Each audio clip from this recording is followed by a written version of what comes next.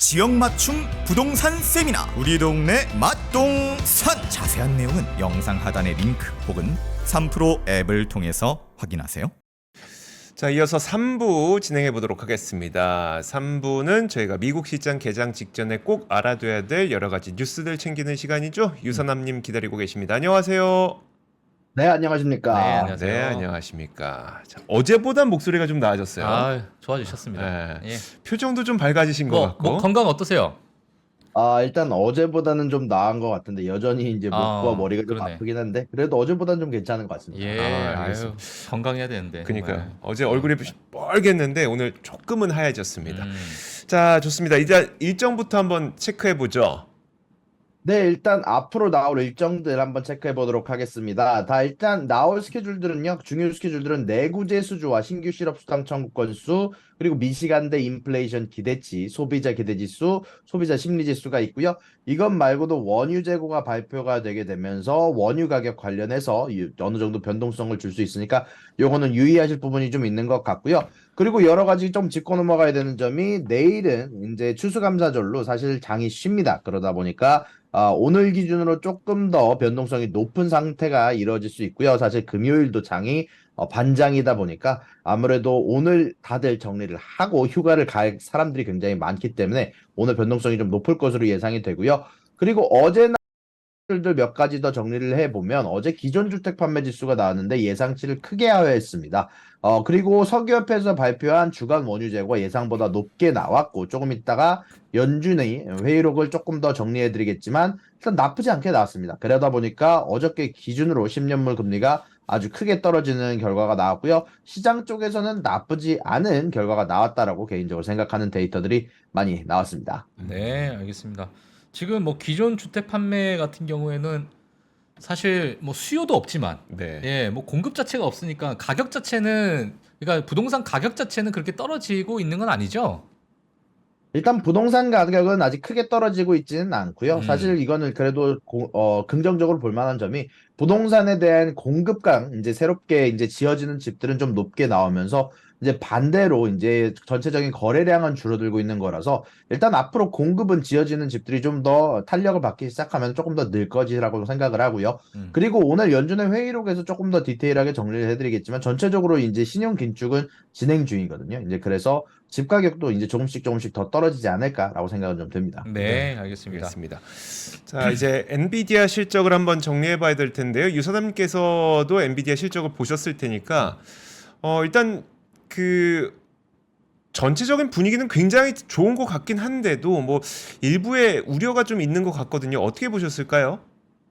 일단 저는 엔비디아 어닝콜을 라이브로 이제 처음부터 끝까지 다 번역하면서 봤거든요. 이제 그러다 보니까 조금 더 디테일하게 들을 수 있는 부분들이 좀 있었는데 일단 간단하게 정리하면 매출과 EPS, 데이터 센터 매출도 게임 매출도 하나도 가이던스를 미스한 거 없이 모든 것이 다 잘 나왔습니다. 심지어 앞으로 나온 가이던스조차도 월스트리트 예상들을 크게 뛰어넘으면서 20빌리언 달러어치가 나오면서 예상했던 17.91빌리언 달러보다 거의 10%가량 높은 수치가 나오기도 했고요. 그리고 이런 부분들 관련해서 주요 포인트가들이 많았는데 GH200에 대한 발표, 이제 H100에 대한 매출, AI 파운드리 서비스 실행 혹은 이제 네트워킹 케이블 관련해서 스펙트럼 엑스로 무브하는 것들들 다들 반응이 좋은 부분들이 많았는데 가장 유일하게 투자자들의 마음을 조금 섬찟하게 혹은 멈칫하게 만드는 조건이 하나가 있었습니다. 그러다 보니까 이 소식이 나오고 나서 사실 엔비디아 어닝이 나오고 나서 500달러에 거래가 되는 게 사실 460달러까지 급락을 하긴 했었습니다. 이제 그 문제가 뭐였냐면 중국 문제로 앞으로 가이던스에 아마 15% 정도를 하향 조정한다라고 하는데 정확히 얘기하면 데이터 센터 매출의 20에서 25%를 아무래도 이제 중국 관련한 수출 문제로 좀 줄어들 것 같다라고 언급이 된 부분인데요. 이제 이런 부분들 관련해서 어닝콜에서 여러 이야기가 이제 계속 왔다 갔다 했는데요. 지금 기준으로는 이제 영향을 받는 매출이 3에서 4빌리언 달러가 될 것으로 예상을 되는데 근데 문제는 어차피 이런 것들을 다 포함해서 가이던스가 이번에 작성이 된 거라고 이야기를 했거든요. 이제 그리고 이 문제는 이미 커다란 성장으로 다 커버가 된다라고 얘기가 나오고 있고요. 그리고 이 커다란 성장이 나오고 있는 이유는 가장 중요한 건 현재 모든 회사가 각자 자신만의 데이터 센터를 만들고 싶어 한다라고 많이 얘기를 했습니다. 일단 자기만의 데이터 센터를 만들어서 자기가 갖고 있는 데이터를 다른 기업에 넘기지 않고 자기만의 커스텀된 AI와 커스텀된 데이터 센터를 가지기 위해서 노력을 하고 있기 때문에 계속해서 이런 수요는 급증할 것으로 이야기가 되고 있고요. 계속해서 젠슨 황이 많은 이야기를 했고요. 그리고 앞으로 2025년까지는 계속 성장할 수 있다라는 부분을 굉장히 커다랗게 강조하기도 했고요. 그리고 이런 부분들 관련해서 자신들의 기술을 다른 사람들이 아직 따라올 수 없다라고 정확하게 선을 그었습니다. 아무래도 자기 회사들이 현재 지금 가장 커다랗고 가장 안전적으로 제품을 만들어낼 수 있고 가장 대량 생산이 가능하고 보온, 배달, 사후 지원까지 할 수 있는 시스템이 이런 에코시스템을 갖춘 곳은 엔비디아 말고 없다라고 이제 선을 그으면서 또한 중국 관련된 문제도 지금 당장 여러 가이던스 관련해서 하향 조정이 됐고 아마 앞으로의 가이던스 관련해서 문제를 일으키겠지만 우리는 현재 미국 정부와 이야기하면서 중국에게 라이센스 없이 팔 수 있는 제품을 만들고 있다라고 얘기가 나오고 있고요. 동시에 중국 손님들에게는 라이센스를 신청하게 만드는 노력을 이제 진행 중이다라고 이야기가 나오고 있기도 합니다. 다만 유일하게 조금 제가 마음에 걸렸던 점은 앞으로 중기적, 장기적 영향성은 모른다라고 대답을 한 부분인데요. 앞으로 이제 중국 관련된 매출 관련해서는 악영향을 줄 거다라고 하지만 정확하게 수치로서 앞으로 중기적, 장기적 영향이 어떻게 될 것인지에 대한 질문에는 답변을 하지 않았던 부분들이 아마 투자자 입장에서는 조금 걸리는 부분이 아니었을까 싶고요. 저는 그리고 어저께 어닝 나와서 주가가 460불까지 떨어졌을 때도 언급을 해드리긴 했는데 일단 저는 잘 나온 것 같습니다. 뭐 여러 가지 얘기가 있긴 하지만 결국 중국 관련된 문제도 저렇게 잘 해결을 하려고 하고 있고 이미 가이던스에 포함된 상태인데 월가 예상치보다 잘 나왔기 때문에 뭐 이거는 잘 나온 것 같다라고 생각이 듭니다. 네, 알겠습니다. 와, 저 정리를 다 들으시고 1번부터 19번까지. 네. 야, 이렇게 정리를 해주셨는데 이게 진짜 유산호님의 힘이시죠. 네. 보셨어요? 화면에 음. 더 궁금한 디테일은 음. 유튜브에 유튜브에 유선남님 채널에 정리가 되어 있다고 하니까 예. 네. 네, 알겠습니다. 많은 분들 가서 또 봐야죠. 엔비디아 주주분들이 워낙 많으시니까. 네. 예, 알겠습니다. 한번 가서 보시죠 직접. 네. 이제 또 큰 이제 이슈를 또 낳은 뉴스가 있어요. 바이낸스. 이제 돈 세탁 관련해서 이제 유죄가 판결이 되면서 미국 시장에서 철수했다는 얘기를 제가 들었는데 어떤 이야기입니까? 일단은 바이낸스 관련해서 철수에 관련돼서 좀 합의가 된 것으로 나오고 있고요. 일단은 정확히 얘기하면 바이낸스의 CEO인 창펑자오가 이제 정확히 말하면 하마스 관련된 문제가 가장 컸던 것으로 보이고요. 이제 하마스의 거래를 막지 못한 죄로 정확히 이제 돈 세탁에 관련된 죄로 유죄를 받았고요. 그러다 보니까 바이낸스가 이런 문제를 해결을 하기 위해서 약 4.3 빌리언 달러에 해당하는 약 5조에서 6조에 해당하는 금액을 앞으로 이제 미국에 내야 될 것으로 얘기가 되고 있고요. 그리고 창펑자오 개인도 이제는 50밀리언 달러를 내고 유죄에 관한 판결을 6개월간 미루는 것으로 결정이 났고 창펑자오는 앞으로 바이낸스의 CEO를 사퇴하기로 결정이 됐습니다. 그리고 그 이후에 탱이라는 인물이 앞으로 CEO를 맡게 되게 되는데요. 일단 창펑자오와 관련돼서 조금 더 디테일하게 얘기를 해드리면 이제 6개월간 처벌을 미룬다고 되어 있는데 아직 정확히 말하면 형사 재판이 아직 진행 중이고요. 형사 재판에 대한 결과는 사실 최장 10년까지 징역을 받을 수 있다라고 얘기가 나오고 있는데 이제 애널리스트들이나 여러 이제 변호사들의 이야기를 빌려서 말하면 10년까지는 말도 안 되고 1.5년 정도가 아마 최장 기간 받을 수 있는 징역이 아닐까라는 얘기가 나오고 있습니다. 야, 벌금이 6조 원. 6조 원. 근데 그거 내고도 돈이 있는 거잖아요. 있지. 많아. 짱펑자오는 그 돈 내고 돈이 있는 거니까. 그러니까요. 억울한데? 뭔가 참. 억울한데요? 그러니까요. 통장에 600도 없는데 지금. 네, 알겠습니다. 자, 알겠습니다. 그리고 연준 회의록에 대해서도 많은 분들이 궁금해하실 텐데 여기에 대해서는 어떻게 평가하실까요?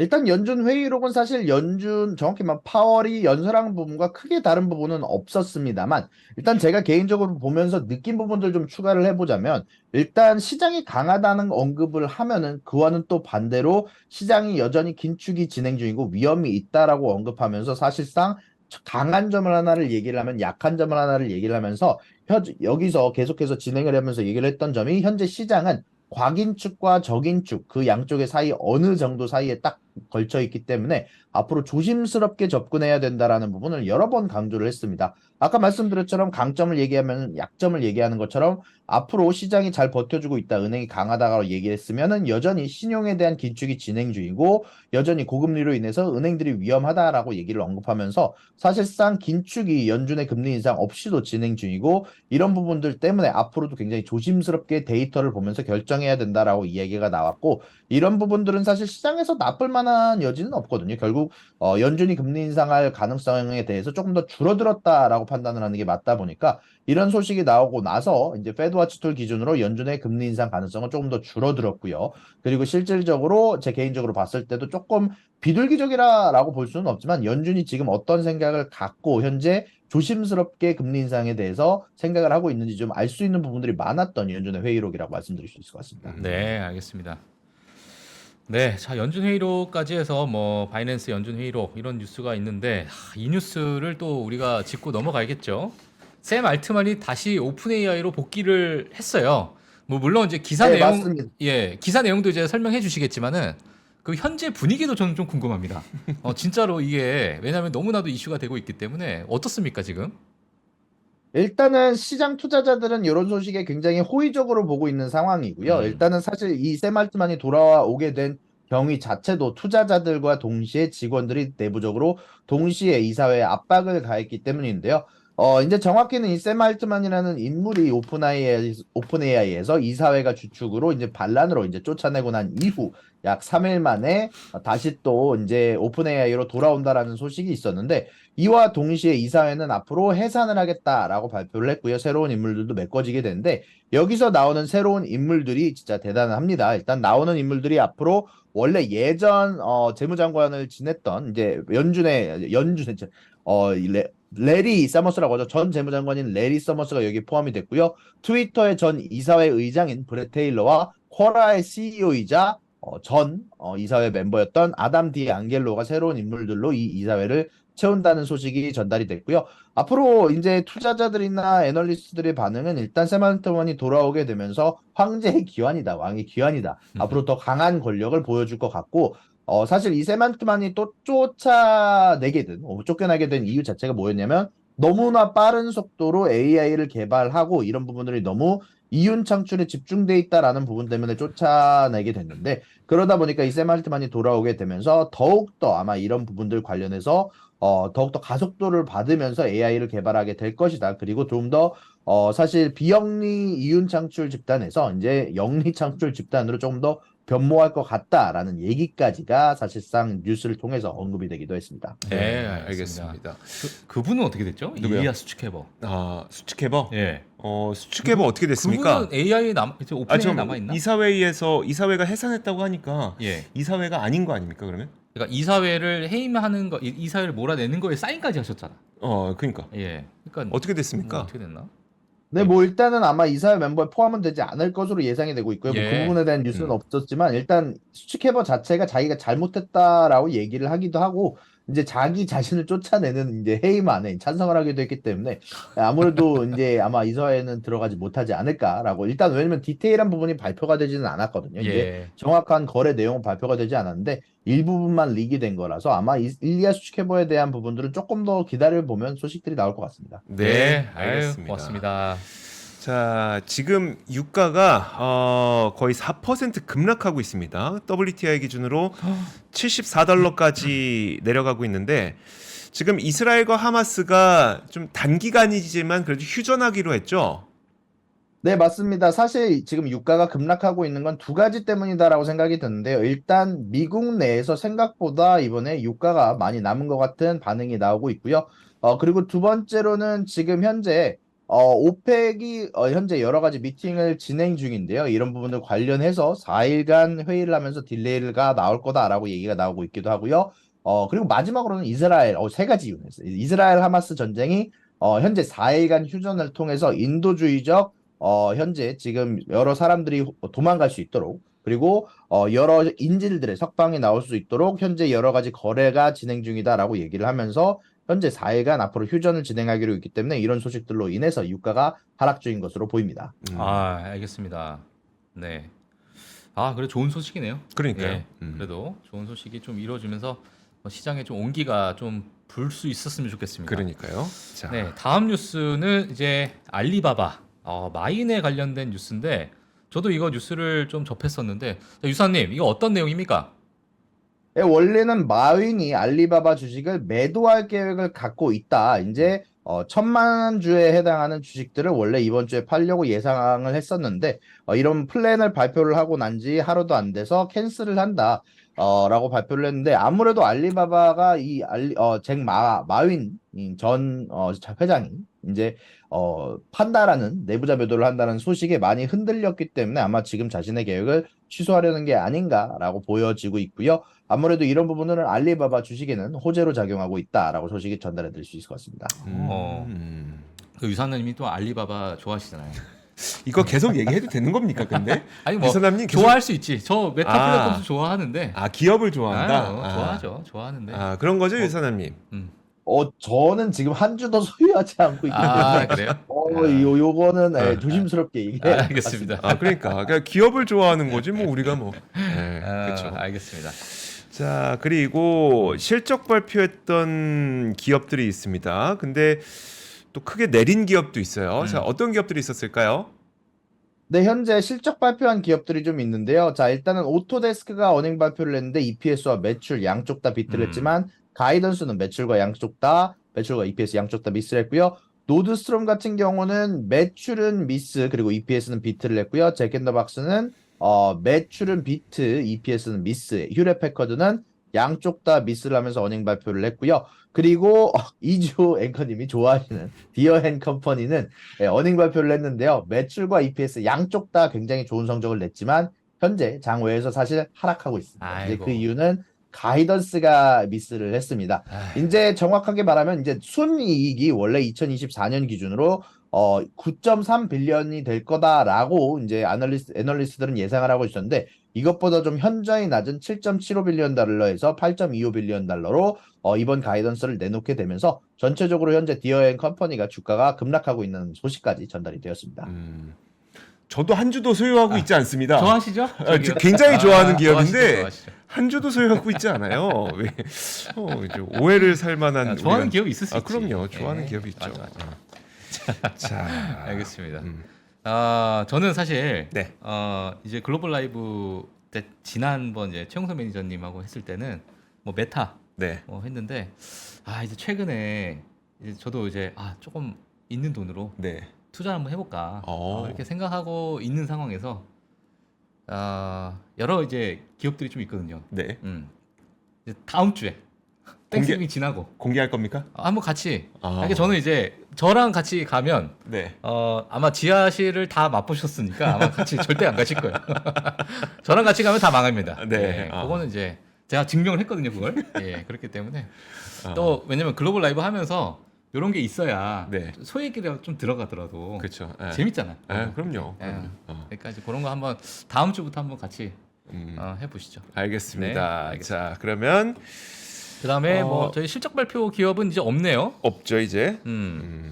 알겠습니다. 아무래도 목요일 날 땡스기빙이다 보니까 일단 더 이상 실적 발표하는 기업들은 없고요. 근데 다만 이제 중국은 이제 땡스기빙이 아니다 보니까 후투라는 기업이 어닝 발표를 하게 되고요.